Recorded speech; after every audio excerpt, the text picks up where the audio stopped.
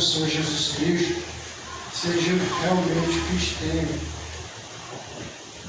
alimentando nossos corações e a nossa mente. Amém? A igreja de José Valdo manda saudações, paz e graça a vocês, irmão.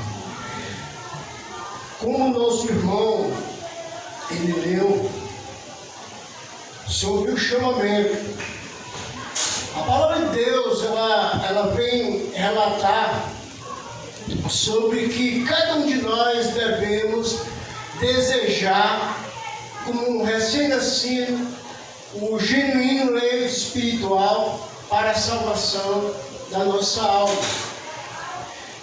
E também não deixamos de rejeitar a palavra que está escrita, que é a pessoa de Cristo Jesus. É onde a gente pode muito andar nela ou tropeçar nessa palavra.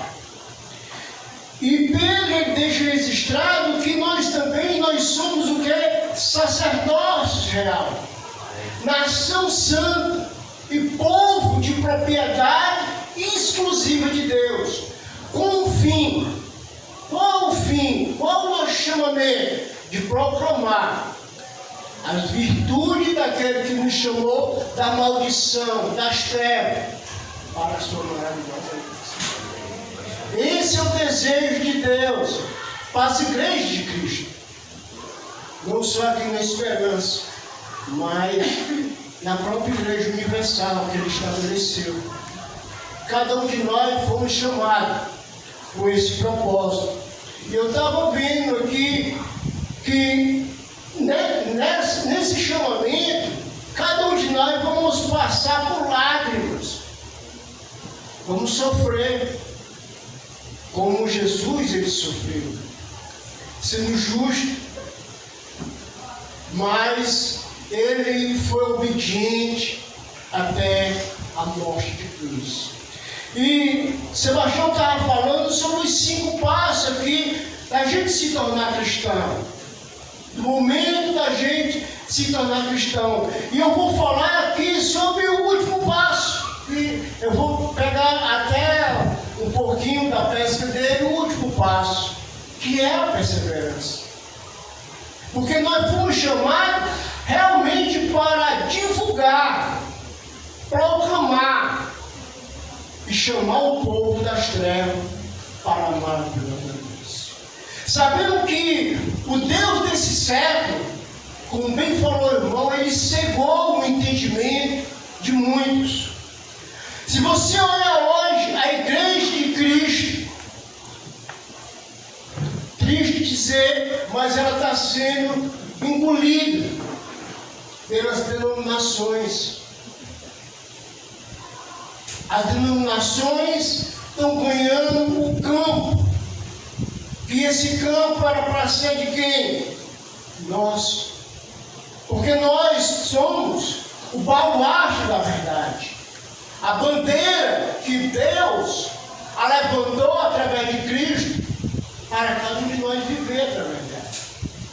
Então, é com esse fim, irmão, que nós vamos sofrer calúnias, guerras, vai ter conflito, vai ter desânimo, vai ter também solidão. Vamos passar por tudo isso. E se você olhar para a pessoa de Cristo, ele passou por lágrimas, por calúnias, por guerras, por conflitos, até o ponto de ele orar. E o suor dele virar sangue. Mas ele ficou ali, ficou obediente. Também ele sofreu aquele desânimo.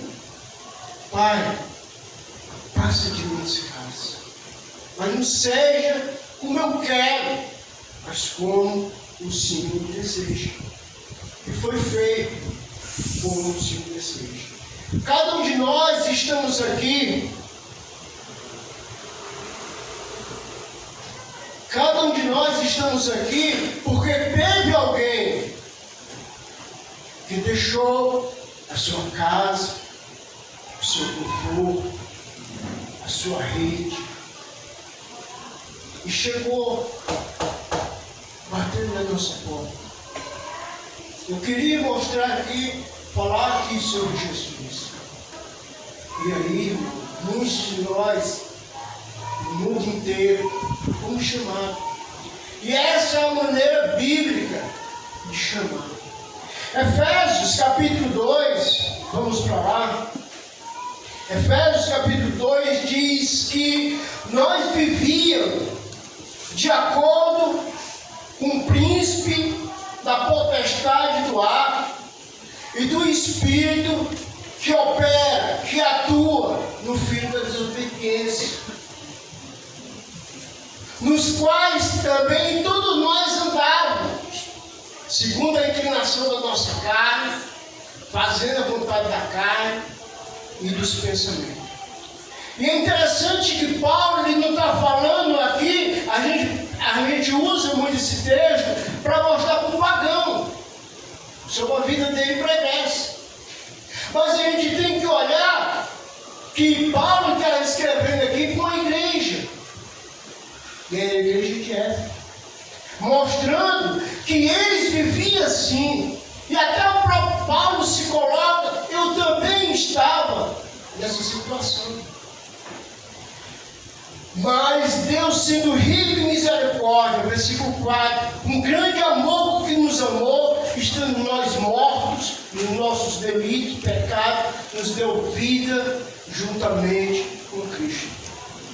Então o nosso chamado é transmitir essa vida que você tem, essa vida que eu tenho.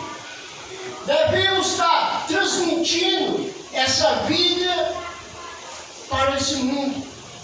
O mundo que está sem luz e um mundo que está sem sal. Nós somos essa vida. Jesus ele nos comprou com esse propósito, nos chamar, como falou Pedro, das trevas para a luz e para a gente proclamar. E se eu não estou proclamando, eu estou me tornando o que o povo do mundo está vivendo. Sou crente, mas eu não falo da minha crença. Não compartilho do que eu creio. Eu fico calado, eu me escondo. E isso é um perigo muito grande. O inimigo ele colocou muitos artifícios bons para nós, para a gente realmente ficar calado. Jesus, de acordo com o texto, versículo 8, do capítulo 2, ele diz: porque pela graça nós somos salvos mediante a fé. E essa fé, ela tem que ser uma fé que opera, uma fé que vai ser manifesta lá onde eu estou, lá no meu trabalho, na minha escola, aonde eu vou estar. Eu vou dar o aroma da morte ou da vida do povo. Para a vida, aquele que aceita os conselhos de Deus. Para a morte, para aqueles que rejeitam o Evangelho de Deus. E ele diz aqui, versículo 9: não de obras, para que ninguém se glorie, pois somos feitura dele, criada em Cristo Jesus para boas obras, a qual Deus de antemão preparou para que andemos nela. Então Deus, ele preparou obras na pessoa de Cristo para mim, primeiramente para mim, andar nela. Peripatel, é onde eu estou com a mente de Cristo. Eu estou revestido de Cristo. Eu estou com a glória de Cristo. Então, é isso, irmão, que cada um de nós devemos viver. Devemos ver da onde nós estávamos. Onde eu estava? Trevas puras, morte espiritual, separado de Deus, sem esperança e sem Deus. Esse é o estado de cada um de nós. O estado de cada um de nós vivíamos sem Deus, sem esperança. Mas algum parente que se tornou cristão, eu tenho uma coisa boa, eu achei o Salvador, eu achei a igreja bíblica, eu achei os chamados, eu achei aquele que anda nos caminhos. Irmão, as denominações estão incluindo a igreja do Senhor. Se nós ficar calados, sem falar realmente o propósito de Deus, que Ele quer que a gente faça, a gente está em pecado. A gente está em horrível em pecado. Em pecado esse que o próprio Cristo, lá em Mateus, ele fala uma coisa o seguinte: aquele que me nega diante dos homens, eu vou negar diante do meu Pai que está no céu. É interessante que os pentecostais usam essa passagem como fosse: aceita Jesus? Não é isso. É estar vivendo a vida cristã, aonde cada um de nós vivemos. E falando da grandeza de Deus, falando desse amor, mas falando que também existe uma justiça. Se eu não pregar, se eles não ouvirem, existe uma justiça parada sobre nós. Uma das coisas especiais que a gente sabe, que a gente não sabe o momento que Jesus vem. E a gente não sabe o momento da nossa morte. E aí, é onde eu tenho que estar vigilante, buscando a estar vivendo esse cristianismo. Porque o cristianismo, ele começa depois que você passa por aqui. Você é revestido da verdade, do Espírito Santo. E aí você tem que calçar os seus pés com o Evangelho da salvação. E falar realmente da misericórdia de Deus. E falar também que existe um dia que Deus, ele vai chamar os seus santos anjos e vai recolher dos 4 cantos do mundo o seu povo. Uns para a honra e outros para a desonra eterna. Corinto, 2 Coríntios, capítulo 4.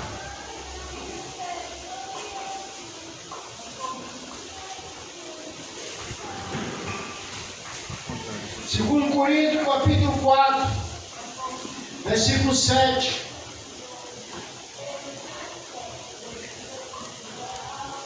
Diz assim a palavra do Senhor: temos, porém, esse tesouro em vasos de barro, para que a excelência do poder seja de Deus e não nossa. Em tudo somos atribulados, porém não angustiados, perplexos, porém não desanimados, perseguidos, porém e não desamparados, abatidos, porém mas não destruídos, levando sempre no corpo o morrer de Jesus, para que também a sua vida se manifeste em nosso corpo, porque nós que vivemos somos sempre entregue à morte por causa de Jesus, para que também a vida de Jesus se manifeste em nosso corpo mortal, de modo que em nós opera a morte, e em vós a vida. Tendo porém o mesmo espírito de fé, como está escrito. Agora eu quero que a igreja preste atenção ao versículo 13 e 14. Tendo porém o mesmo espírito da fé, como está escrito, eu creio, por isso falei. Quando a gente crê, a gente vai falar. A gente vai abrir a boca. A gente vai manifestar a luz. É fácil aqui eu estar pregando para irmãos que são crentes. Eu não vou levar nenhuma pedrada. Eu não vou levar nem dizer, esse cara quer ser santo demais. Eu não vou levar nenhuma murmúria.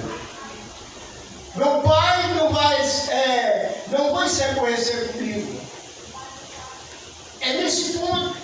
Eu creio, Paulo falando, sofremos, apanhamos, somos injuriados, somos perpétuos, somos perseguidos. Mas, porém, nós temos um Cristo. E ele fala, eu creio, por isso falei. Também nós cremos, por isso também falamos. Sabendo que aquele que ressuscitou, o Senhor Jesus, também nos ressuscitará com Jesus e apresentará convosco. Como bem falou o irmão, venha bendito meu Pai, entre na vossa terra, preparada desde a fundação. É isso, irmão, que Ele tem para mim e Ele tem para você. Mas no decorrer da nossa vida cristã, Ele quer que você seja seu embaixador. Ele quer que você seja o proclamador. O embaixador, ele tem um status muito grande.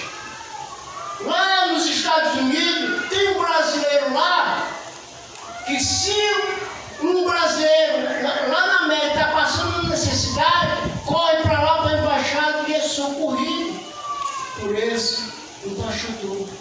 Por esse homem que vai ser seu porta-voz. E o texto lá de Coríntios 5 vai dizer que nós somos o quê?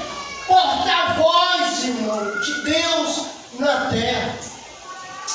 Mas se os porta-voz, como diz Romanos, Paulo escrevendo aos Romanos, mas se o porta-voz não andar, mas se o porta-voz não falar, como essas pessoas vão acreditar no Deus bíblico? Que essa é a nossa preocupação. Porque estão pregando Deus aí. E as igrejas, que se diz igreja,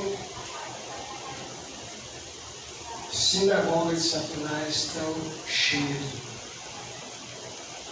Aberto, cheio. Enganando, a gente vê cada coisa, sabe, horrenda. Povo enganado. Muitos deles estão enganados pela sua própria cobiça. Mas, irmão, precisamos chegar para essas pessoas com esse Evangelho.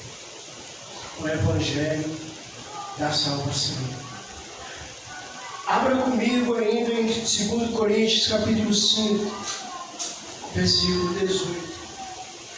Diz assim: ora, tudo provém de Deus, que nos reconciliou consigo mesmo, por meio de Cristo Jesus, e nos deu o ministério da reconciliação.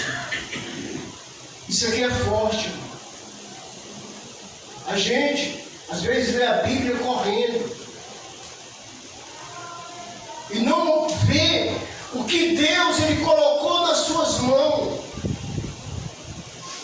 Você se lembra da história da parábola dos talentos? Está valendo. Teve irmãos que receberam 5 talentos. Vamos colocar os grandes apóstolos, que fizeram milagre, cura, abriram igreja. E os que receberam 2 talentos, vamos colocar como aqueles homens que ficaram do período do ano das trevas, que começaram a colocar a Bíblia no nosso idioma, que começaram a ver os erros e procuraram a viver na verdade. Sempre fica um remanescente de Deus para o povo não ser realmente destruído. Então, eles receberam esse talento. Mas quem foi que recebeu um talento? Um só Espírito, um só batismo. Você, eu. E precisamos passar esse talento para diante. Para diante. E o que Jesus nos ensina? Ide e falai. Ide e anunciai. Proclame que Jesus é Deus na sua vida. Proclame que Jesus é Senhor na sua vida. Tem uma passagem lá em Mateus que fala, capítulo 7, versículo 21 ao 23, dizendo o seguinte: nem todos os que me dizem Senhor, Senhor, entrará no reino dos céus, mas aquele que faz a vontade do meu Pai que está nos céus. Às vezes a gente retrata aquela passagem e leva para denominações. Mas naquele tempo de Cristo Jesus, ele estava falando para a igreja que ele deixou estabelecida. É preciso a gente estar fazendo a vontade dessa pessoa que a gente chama ele como nosso Pai. Fazendo a vontade. Devemos estar obedecendo o senhorio de Cristo. Porque nós somos, irmão, escravos. Às vezes eu fico imaginando que tem pessoas que dizem: hoje é meu dia com a minha família. Como é que é? Hoje é meu dia. Você não entendeu que você é escravo do Senhor, embaixador de Cristo, para proclamar as virtudes dele, para falar da morte do Filho dele, do Evangelho. Por que nós cremos de uma maneira assim, bíblica, e nós não abrimos mão do batismo? Porque no batismo, quando você foi batizado, demonstra que você foi o quê? Sepultado. Como Jesus foi sepultado. Isso aí é o Evangelho. Você também foi crucificado. Você não tem direito de nada, sua mão está crucificada. Eu creio assim.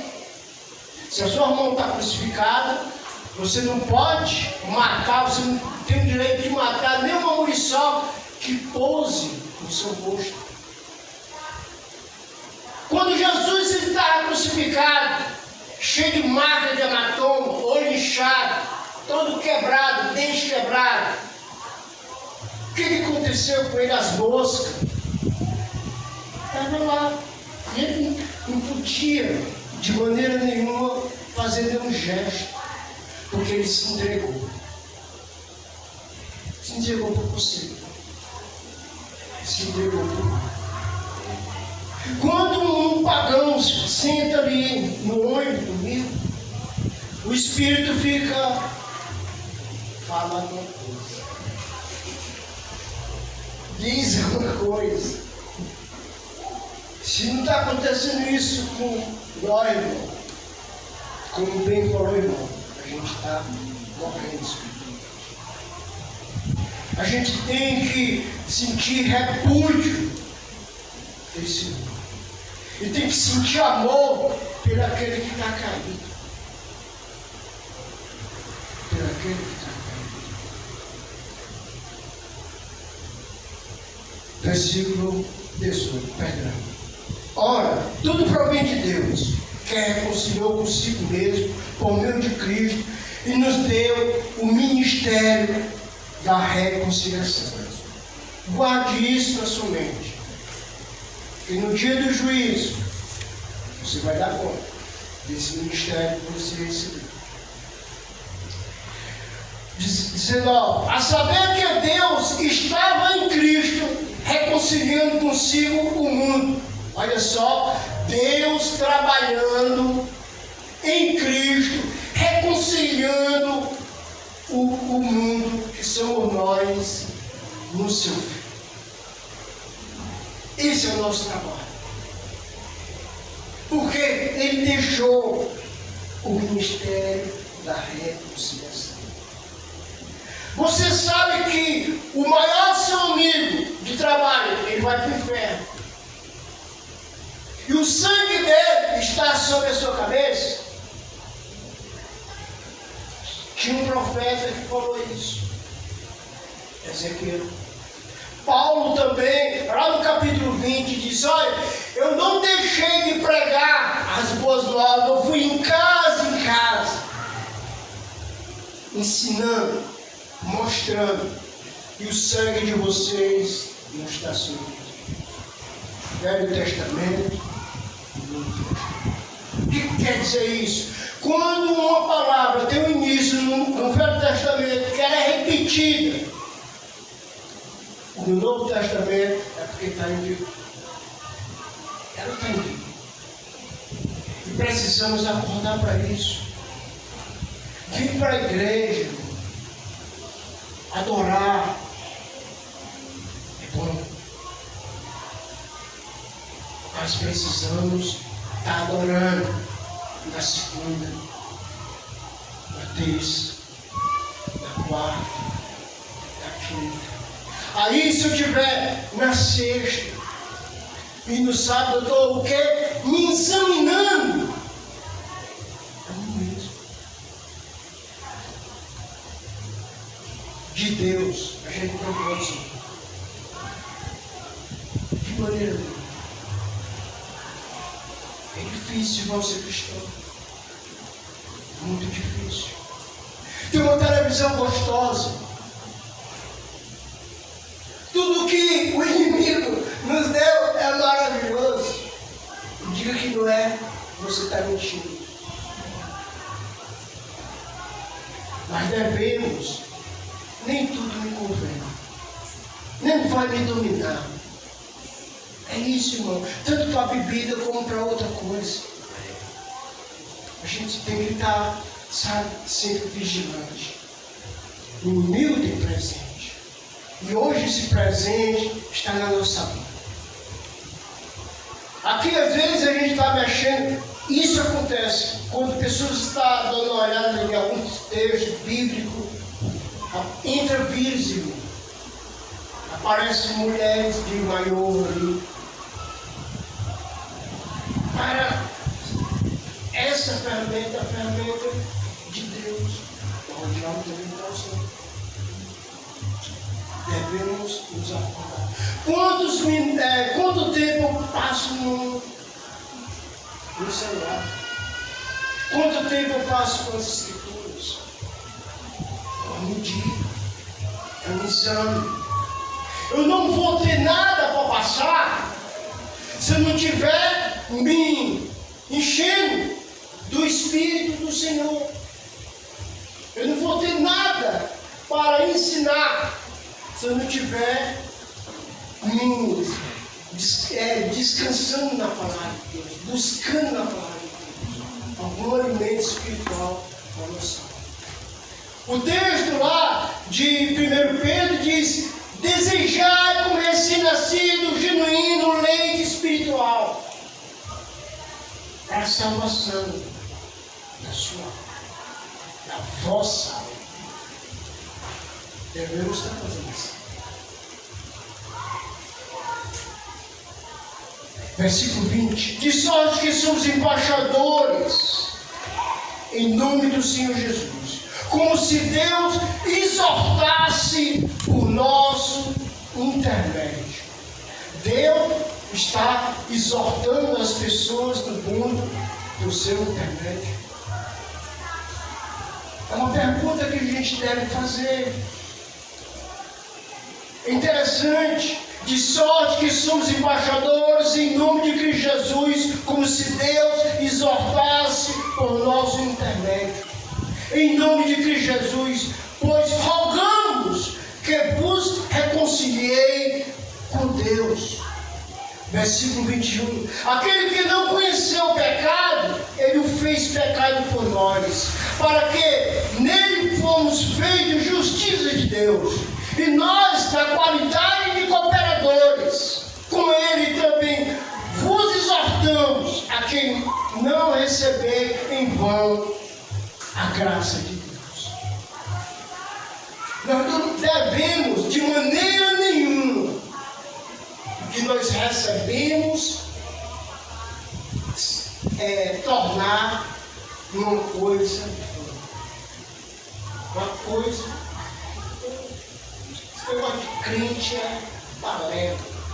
Esse negócio de crente é mentira. Meu irmão, não torne as coisas de Deus em vão. Porque Ele lhe deu o melhor dele, Filho.